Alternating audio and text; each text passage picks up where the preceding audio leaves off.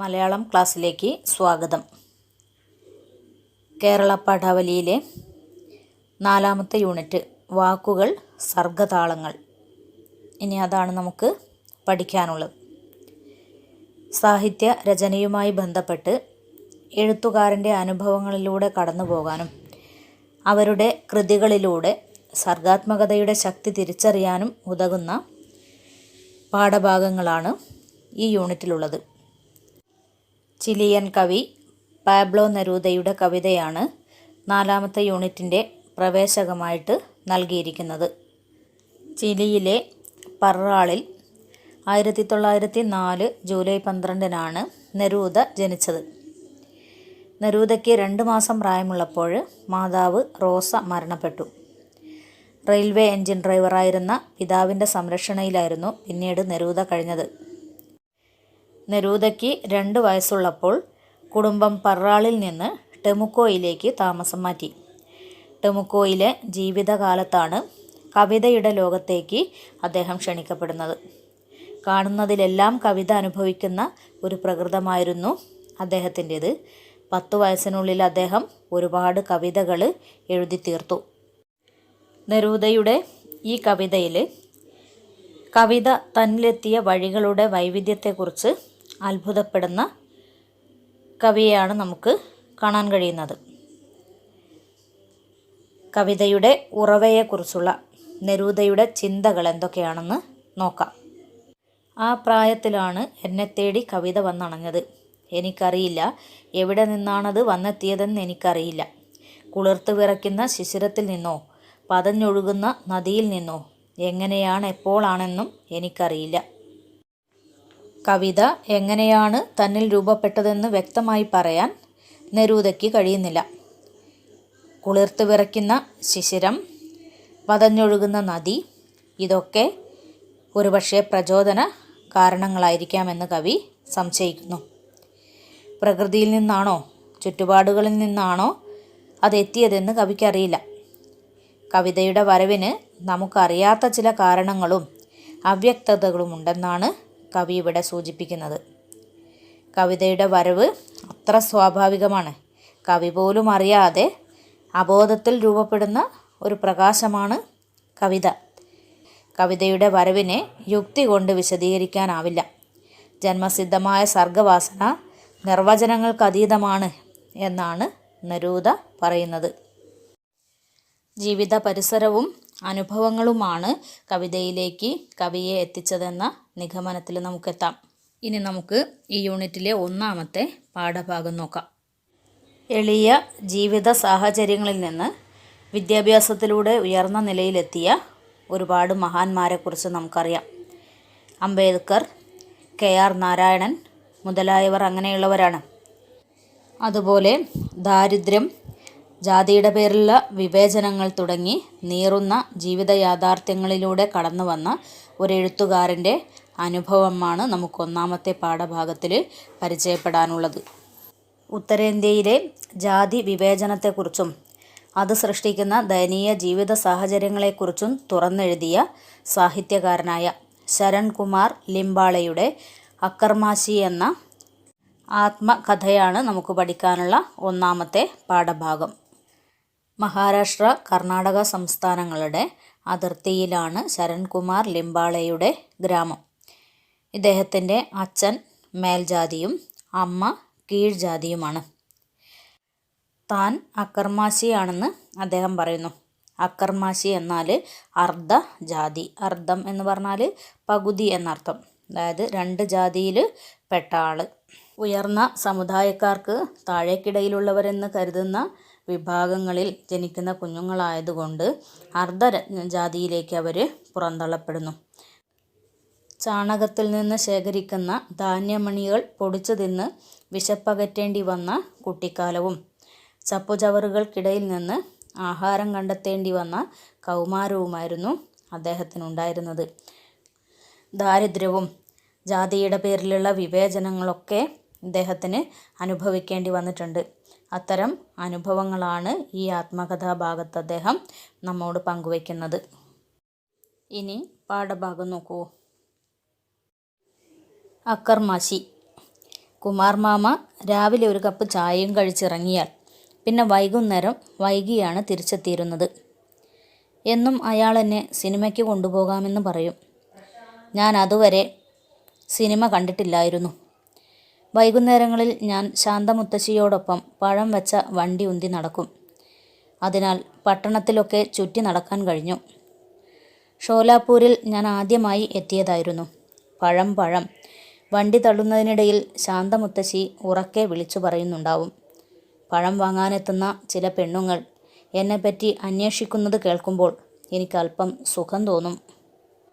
ശരൺകുമാർ ലിംബാളെ എന്ന എഴുത്തുകാരൻ്റെ ആത്മകഥയാണ് അക്കർമാശി എന്ന് നമ്മൾ പറഞ്ഞു അല്ലേ. അക്കർമാശി എന്ന ആത്മകഥയുടെ ഒരു ഭാഗമാണ് നമ്മൾ പഠിക്കുന്നത്. ഈ ഭാഗവും അക്കർമാശി എന്ന പേരിൽ തന്നെയാണ് നൽകിയിരിക്കുന്നത്. ആദ്യം ഇതിൽ നമ്മൾ 2 കഥാപാത്രങ്ങളെ കാണുന്നുണ്ട്. ഒന്ന് ആരാണ്? കുമാർ മാമ, മറ്റൊരാൾ ശാന്ത മുത്തശ്ശി. ശരൺകുമാർ ലിംബാളെയുടെ സഹോദരി നാഗിയുടെ ഭർത്താവാണ് കുമാർ മാമ. കുമാർ മാമയുടെ അമ്മയാണ് ശാന്ത മുത്തശ്ശി. ലിംബാളെയുടെ സഹോദരി ഭർത്താവായ കുമാർ മാമ രാവിലെ ഒരു കപ്പ് ചായയും കഴിച്ചിറങ്ങിയാൽ പിന്നെ അദ്ദേഹം വൈകുന്നേരമാണ് വീട്ടിൽ തിരിച്ചെത്തുന്നത്. എന്നും ലിംബാളയെ അദ്ദേഹം സിനിമയ്ക്ക് കൊണ്ടുപോകാമെന്ന് പറയും. ഇദ്ദേഹമാണെങ്കിൽ ഇതുവരെ സിനിമ കണ്ടിട്ടില്ലായിരുന്നു. കുമാർ മാമയുടെ അമ്മയായ ശാന്തമുത്തശ്ശിയോടൊപ്പം ഇദ്ദേഹം വൈകുന്നേരങ്ങളിൽ പഴം വെച്ച വണ്ടി ഉന്തി നടക്കും. അതായത് ശാന്തമുത്തശ്ശി പഴം വിൽപ്പന നടത്തിയിരുന്നു.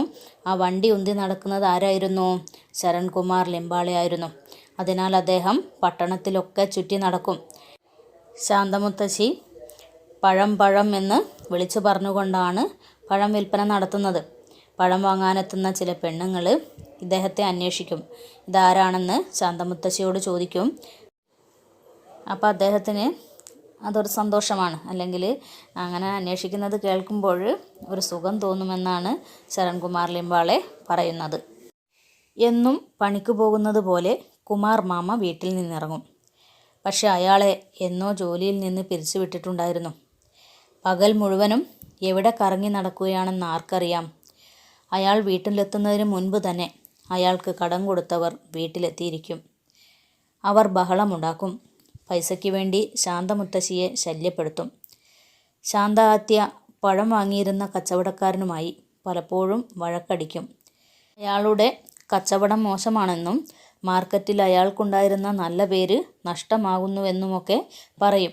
ഒടുക്കം ഒരു ദിവസം ശാന്തമുത്തശ്ശി പഴക്കച്ചവടം നിർത്തി. ഒരു പഴയ ചാക്ക് തോളിലിട്ട് പാതയിലും പറമ്പിലുമൊക്കെ നടന്ന് പലതും പെറുക്കിക്കൂട്ടി വിറ്റു തുടങ്ങി. കുമാർ മാമയെ ജോലിയിൽ നിന്ന് എന്നോ പിരിച്ചുവിട്ടിട്ടുണ്ടായിരുന്നു. പക്ഷേ അദ്ദേഹം എന്നും പണിക്ക് പോകുന്നത് പോലെ വീട്ടിൽ നിന്ന് ഇറങ്ങും. പകൽ മുഴുവൻ എവിടെയെങ്കിലുമൊക്കെ കറങ്ങി നടക്കും. അയാൾ വീട്ടിലെത്തുന്നതിന് മുമ്പ് തന്നെ ഇയാൾ കടം വാങ്ങിച്ച ആളുകൾ, അതായത് ഇയാൾക്ക് കടം കൊടുത്ത ആളുകൾ വീട്ടിലെത്തിയിട്ടുണ്ടാവും. അവർ വീട്ടിൽ വന്ന് ബഹളം ഉണ്ടാക്കും. ശാന്തമുത്തശ്ശിയെ ശല്യപ്പെടുത്തും. അവരോട് പൈസയ്ക്ക് വേണ്ടി ചോദിക്കും. ശാന്ത ആത്യയാണെങ്കിൽ ശാന്തമുത്തശ്ശി ആണെങ്കിൽ പഴം വാങ്ങിയിരുന്ന കച്ചവടക്കാരനായിട്ട് എപ്പോഴും വഴക്കടിക്കും. അയാളുടെ കച്ചവടം മോശമാണെന്ന് പറയും. അയാൾക്ക് മാർക്കറ്റിലുണ്ടായിരുന്ന നല്ല പേരൊക്കെ നഷ്ടമാകുന്നു എന്നൊക്കെ പറഞ്ഞിട്ട് അദ്ദേഹവുമായിട്ട് വഴക്കിടും. ഒടുക്കൊരു ദിവസം ശാന്തമുത്തശ്ശി പഴക്കച്ചവടമൊക്കെ നിർത്തി. അങ്ങനെ മറ്റൊരു പണി തുടങ്ങി. എന്താണ് പണി? ഒരു പഴയ ചാക്ക് തോളിലിട്ട് പാതയിലും പറമ്പിലുമൊക്കെയുള്ള പഴയ സാധനങ്ങൾ പെറുക്കി കൂട്ടിയിട്ട് വിൽക്കാൻ തുടങ്ങി. അതായി പിന്നീട് ശാന്തമുത്തശ്ശിയുടെ ജോലി. ശാന്ത ആത്യയുടെയും കുമാർ മാമയുടെയും ജീവിതങ്ങൾ വഴിമുട്ടി നിന്നു. ദിവസേന പൊട്ടിയ കുപ്പിയും കീറക്കടലാസും പഴന്തുണിയുമൊക്കെ പെറുക്കി നടന്ന് വിറ്റില്ലെങ്കിൽ അന്നന്നത്തെ ആഹാരത്തിന് വഴിയില്ലാത്ത അവസ്ഥയിലായി അവർ. കുമാറിന് വരുമാനമൊന്നും ഉണ്ടായിരുന്നില്ല. ശാന്ത ആത്യയുടെ കൂടെ ഞാനും ചവറ് പെറുക്കാൻ പോയി. ഞാൻ ചവർ കൂമ്പാരത്തിൽ കൈയിട്ടിളക്കും. എല്ലാം കീഴ്മേൽ മറിച്ചിടും. കിട്ടിയതെല്ലാം ശാന്തമുത്തശ്ശിക്ക് കൊടുക്കും. ചിലപ്പോൾ ചില കടലാസ് പൊതികൾ കിടക്കുന്നത് കാണാം. അകത്തെന്തെങ്കിലും കാണുമെന്ന് കരുതി തുറന്നു നോക്കുമ്പോഴാണ് അതിൽ മനുഷ്യ മലമാണെന്ന് മനസ്സിലാവുക. മിഠായി പൊതിയുന്ന കടലാസുകൾ കണ്ടാൽ എൻ്റെ വായിൽ വെള്ളമൂറും. എപ്പോഴെങ്കിലും ഒരു നല്ല കടലാസ് കണ്ടെത്തിയാൽ എനിക്ക് വലിയ സന്തോഷം തോന്നും. ഞാനത് നിവർത്തി വായിക്കാൻ തുടങ്ങുമ്പോഴേക്കും ശാന്തമുത്തശ്ശി ഉറക്കെ വിളിച്ചു പറയും, എന്താ നീ വായിക്കണത്? അതിങ്ങു താ. ഒരു മില്ലിലെ താൽക്കാലിക ജീവനക്കാരനായിരുന്നു കുമാർ. അദ്ദേഹത്തെ ആ ജോലിയിൽ നിന്ന് പിരിച്ചുവിട്ടു. ശാന്താത്തിയാണെങ്കിൽ പഴം കച്ചവടം നടത്തിയിരുന്നു. പക്ഷേ ഇപ്പോഴത് നിർത്തിയിട്ട് പഴയ സാധനങ്ങൾ പെറുക്കാൻ നടക്കുകയാണ്. അതുകൊണ്ട് തന്നെ അവരുടെ ജീവിതങ്ങൾ വഴിമുട്ടി നിന്നു. ദിവസേന പൊട്ടിയ കുപ്പിയും കീറക്കടലാസും പഴന്തുണിയൊക്കെ പെറുക്കി നടന്ന് വിറ്റില്ലെങ്കിൽ അന്നന്നത്തെ ആഹാരത്തിന് വഴിയില്ലാത്ത അവസ്ഥയിലായിരുന്നു ശാന്താത്തിയും അതേപോലെ തന്നെ കുമാറും. അവർക്ക് വേറെ വരുമാനമൊന്നും ഉണ്ടായിരുന്നില്ല. ശാന്ത ആത്യയോടൊപ്പം ശരൺകുമാർ ലിംബാളെയും ചവറ് പെറുക്കാൻ പോയി.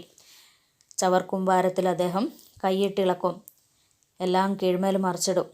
കാരണം ചവർ കുമ്പാരത്തിൽ നിന്ന് പ്ലാസ്റ്റിക് കുപ്പിയും അതേപോലെ കീറക്കടലാസൊക്കെ പെറുക്കിയിട്ടാണ് അവരുടെ ജീവിതം കഴിയുന്നത്.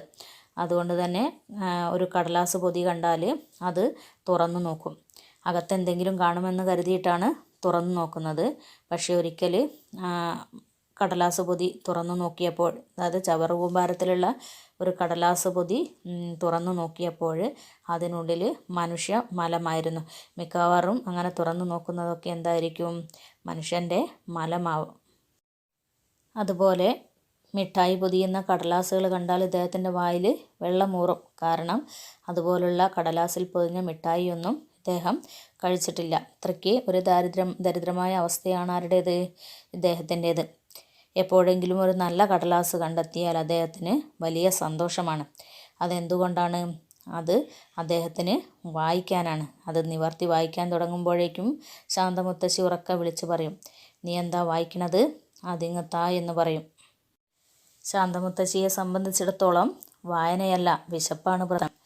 ആശയത്തെ ആമാശയത്തേക്കാൾ വലുതായി കാണാൻ ശാന്താത്തിക്ക് കഴിയുമായിരുന്നില്ല. ചവറിൽ പുതഞ്ഞു കിടക്കുന്ന കീറക്കടലാസുകൾ ഒരു വശത്തും ഞങ്ങളുടെ നിത്യസുഹൃത്തായ വിശപ്പ് മറുവശത്തും. കീറക്കടലാസുകളും മറ്റ് സാധനങ്ങളും തൂക്കി വിൽക്കുകയാണ് പതിവ്. ചവറുകൾക്ക് പകരം തൂക്കി നോക്കേണ്ടത് ഞങ്ങളുടെ വിശപ്പാണെന്ന് എനിക്ക് തോന്നി. എത്ര തൂക്കമുണ്ടാകുമെന്നറിയാമല്ലോ. ഒരുപക്ഷെ ഞങ്ങളുടെ വിശപ്പും വയറും മാത്രമല്ല, ഞങ്ങളെയും ത്രാസിൽ വെച്ച് തൂക്കി നോക്കണം.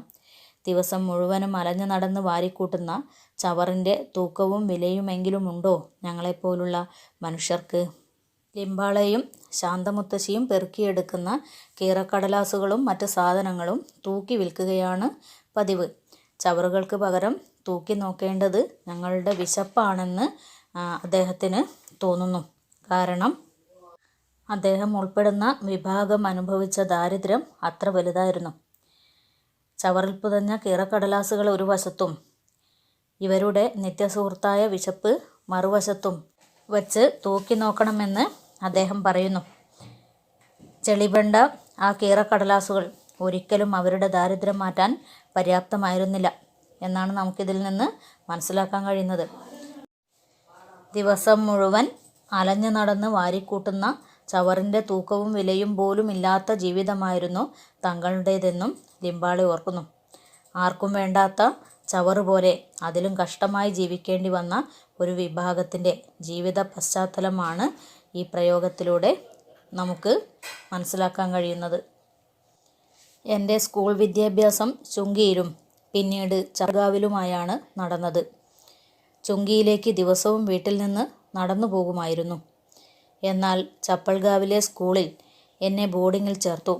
ഇങ്ങനെ ചെയ്യാൻ പ്രേരിപ്പിച്ച പ്രധാന കാരണം ചുങ്കിയിലെ സ്കൂളിലായിരുന്നപ്പോൾ ഞാൻ ഇടയ്ക്കിടെ മുങ്ങി നടക്കുമായിരുന്നു. ചപ്പൽഗാവിൽ ഇങ്ങനെ മുങ്ങാൻ വഴിയില്ലായിരുന്നു. വീട്ടിൽ താമസിക്കും പോലെയുള്ള സ്വാതന്ത്ര്യമൊന്നും അവിടെ കിട്ടുമായിരുന്നില്ല. പല സ്ഥലങ്ങളിൽ നിന്നെത്തിയ കുട്ടികളോടൊത്താണ് അവിടെ കഴിയേണ്ടി വന്നത്. കാലത്തെഴുന്നേറ്റാൽ ഉടനെ ചായ കുടിക്കണമെന്ന ശീലം പോലും ചപ്പൽഗാവിൽ ചെന്നതോടെ ഇല്ലാതായി. ശരൺകുമാർ ലിംബാളയുടെ വിദ്യാഭ്യാസം 2 സ്ഥലങ്ങളിലായിട്ടാണ് നടന്നത്. ആദ്യം ചുങ്കിയിലും പിന്നീട് ചപ്പൽഗാവിലും. ചുങ്കിയിലേക്ക് ഇദ്ദേഹത്തിന് ദിവസവും വീട്ടിൽ നിന്ന് നടന്നു പോകാമായിരുന്നു. പക്ഷേ ചപ്പൽഗാവിലെ സ്കൂളിൽ ബോർഡിങ്ങിൽ, അതായത് വളരെ ദൂരെയുള്ള അവിടെ താമസിച്ച് പഠിക്കുന്ന സ്കൂളിലാണ് ചേർത്തിട്ടുള്ളത് പിന്നീട്. അതിന് കാരണം പ്രധാന കാരണം ചുങ്കിയിലെ സ്കൂളിലായിരുന്നപ്പോൾ ഇദ്ദേഹം ഇടയ്ക്കിടയ്ക്ക് അവിടെ നിന്ന് മുങ്ങുമായിരുന്നു, അല്ലെങ്കിൽ മുങ്ങി നടക്കുമായിരുന്നു, സ്കൂളിലേക്ക് പോവില്ല. അതുകൊണ്ട് തന്നെ പോയി വരാൻ പറ്റാത്ത രീതിയിലുള്ള, അല്ലെങ്കിൽ അവിടെ താമസിച്ച് പഠിക്കാൻ പറ്റിയ ചപ്പൽഗാവ് എന്ന സ്ഥലത്തെ സ്കൂളിലേക്ക് ഇദ്ദേഹത്തിന് മാറ്റുകയായിരുന്നു. അവിടെ വീട്ടിൽ താമസിക്കും പോലെയുള്ള സ്വാതന്ത്ര്യമൊന്നും കിട്ടുമായിരുന്നില്ല. പല സ്ഥലങ്ങളിൽ നിന്നെത്തിയ കുട്ടികളുണ്ട്, അവരോടൊത്താണ് അവിടെ കഴിയേണ്ടി വന്നത്. കാലത്ത് എഴുന്നേറ്റാൽ ഇദ്ദേഹത്തിന് ചായ കുടിക്കുന്നൊരു ശീലമുണ്ടായിരുന്നു. അതൊക്കെ ചപ്പൽഗാവിൽ പോയതോടെ, അല്ലെങ്കിൽ അവിടെ ചെന്നതോടെ ഇല്ലാതായി. തുടർന്നുള്ള ഭാഗങ്ങൾ നമുക്ക് അടുത്ത ക്ലാസ്സിൽ വിശകലനം ചെയ്യാം.